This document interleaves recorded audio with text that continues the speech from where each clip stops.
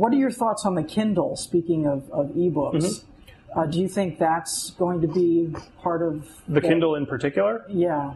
The Kindle in particular is, I mean, as a device, it's quite well designed for and has a single purpose and focuses on that purpose really well.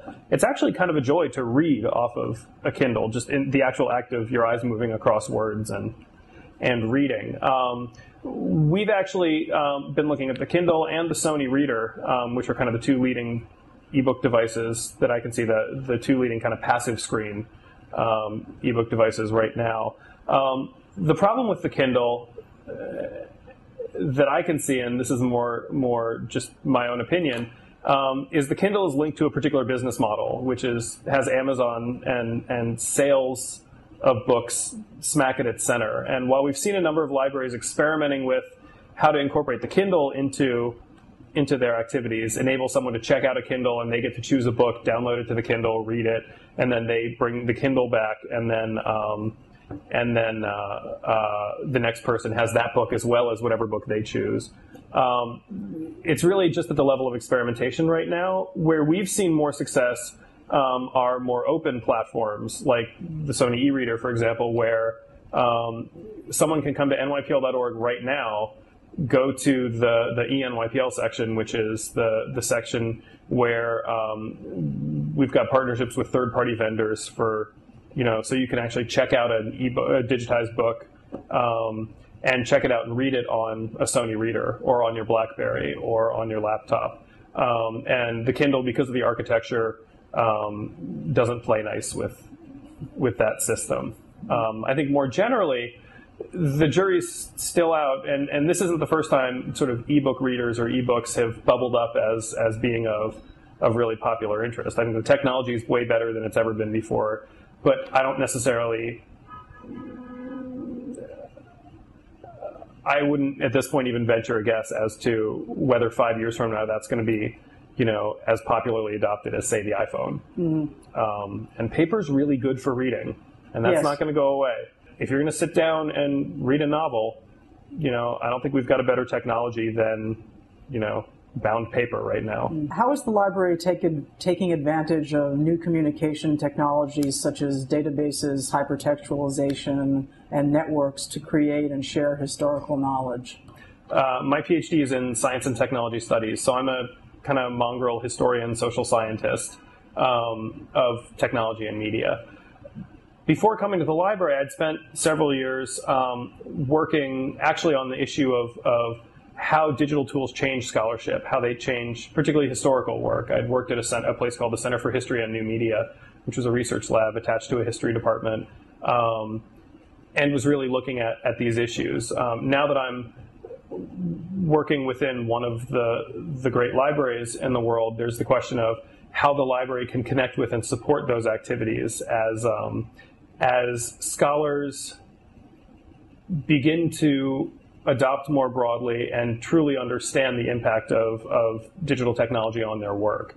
I think the scholarly world generally right now is kind of at a moment where it's just about access. All of a sudden you can get at books that you couldn't get at before. There are interesting historical questions that one could ask that were never possible before. That the scale of a project like that would have just been well beyond the lifetime of an individual researcher, whereas now that we have, or now that we can envision a world, we're far from the world where everything's digitized, but if we can at least envision it, then that helps us to push the question of what does scholarship mean? What are new modes of scholarship? We've seen this in the sciences in particular as computing centers have grown, as computational science has really developed as a science in itself, as well as a supporting science for everything from astronomy to biology. We've seen these kinds of changes that the transformation to digital enables, and I think in the humanities, in particular in the arts, we're just beginning to understand what that could be. I understand you are writing a book about the early history of VCRs and video stores. Mm-hmm. Has your work at the library informed your writing at all? Actually, it was a bit the other way around. In fact, That is the book. No. Yes, this is the book. The book was a revision of my dissertation work, which is actually on the history of VCRs and video stores up through the rise of Blockbuster. I wrote that dissertation and book really interested in the question of how people get their hands on information. In that case, it's movies and it's about video. But I was interested in how movies were taken off of screens and put into people's hands so they could watch them and control them at home, and the sort of transformative nature of that shift. It turns out, and I don't think I actually understood this at all, I'd always thought of these parts of my life as separate, my scholarly work and the work I've been doing on kind of digital tools and libraries and such. Until I got here and started to really talk with everybody, at which point I realized, this is a book about libraries. I didn't mean it at the time. It's a book about lending institutions, and in this case, about how they were invented in a market that didn't have them before. The question of what should a video store look like? How does one behave in it? What do you expect from the person behind the counter versus what do you do yourself? So in the case of libraries, one of the things we've been talking a lot about, and I think is just a pressing question for any library today, is as the books you have on your shelves, are you simply about the books on your shelves? If so, if there's another way for someone to get that book that's, as cheap or cheap enough and as easy or easier, if Google's going to say you can view this book with ads along the side, from home as opposed to coming into the library, what does that mean for libraries? Now, libraries are far more than simply, shelves of books. It's a core part of the identity, but it's not the only part of the identity. And so, especially in the digital space, one of the things we've been talking about are, what are ways of fostering community? What are ways of connecting staff with their rich knowledge? We have an unbelievable team of librarians and curators and experts in any of the fields the library covers here, from the performing arts to business to, just broadly across the humanities. How do we connect those people to users in the digital space? Final question. Sure. Epistemology. Let me just give our viewers Sure. the definition of epistemology. Sure. And you tell me if you agree with this. Uh-huh. It's the study or theory of the origin, nature, methods, and limits of knowledge. Yep. Okay. I'll buy that. You are a blogger with a stake in this word. Uh-huh.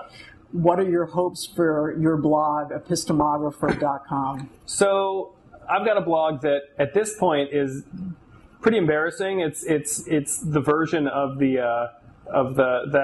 house that's been left, where the forest is slowly reclaiming the house, and the lawn's overgrown and there are vines that are taking over the roof, and that's not for any deliberate reason. It's primarily just time, and I've been throwing myself headlong into the library here, and haven't managed to carve out the time to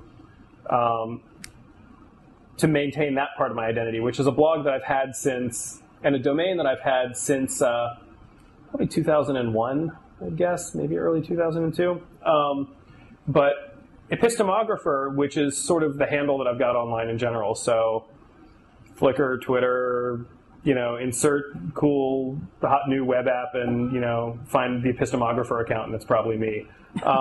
It's a word that I picked up from grad school, actually, where epistemology is all those things you described, how we know, what we know, just all about knowledge in all its different forms. Epistemography, which is a sort of modification of that, was, like I said, a term I picked up in grad school, which sort of means one who maps knowledge. It's the graphy suffix really is about charting it, figuring out, mapping the process of how knowledge is made.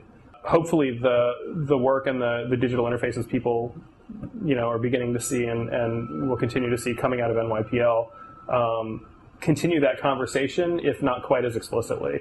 Well, speaking of the conversation, I want to thank you very much for having this one. My pleasure.